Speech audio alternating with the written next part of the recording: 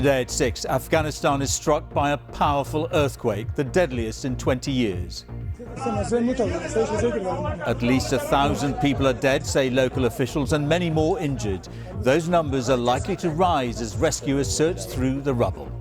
We're desperately trying to work with local partners to get through that rubble and see if there are any survivors that we can minister first aid to and get to local hospitals.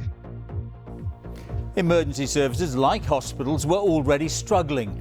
The country is one of the poorest in the world and millions are on the brink of famine. All these people have gathered to donate blood in case it's needed, but whole villages have been flattened. This is just the start of this crisis. The British government says it stands ready to contribute to international aid efforts, also tonight. The cost of living crisis, prices of everyday essentials are rising at their fastest rate for 40 years.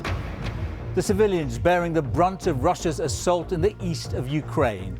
We're with volunteers in a desperate attempt to evacuate the area. The unveiling of a national monument to the Windrush generation who came to Britain from the Caribbean and helped rebuild Britain after the war. And coming up on the BBC News Channel, a first grass court win of the season for Cameron Norrie as the British #1 beats Brandon Nakashima at Eastbourne.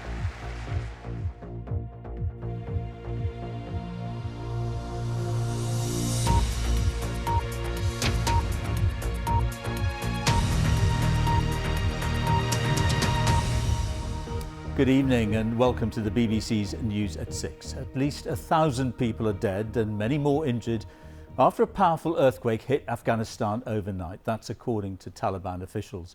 The country is already in the grip of a humanitarian disaster with millions on the brink of famine. The Taliban have asked for international help and Britain says it's ready to provide assistance. Now, the quake struck near the southeastern city of Khost. That's in Paktika province over there. Afghanistan is prone to earthquakes. That's because there are a number of geological fault lines crossing the country. Those are the red lines you can see on the map. The quake measured 6.1 in magnitude, damaging thousands of badly built homes in one of the poorest countries in the world. Our correspondent Sekunda Kamani is in Sharana, where casualties from the earthquake have been brought.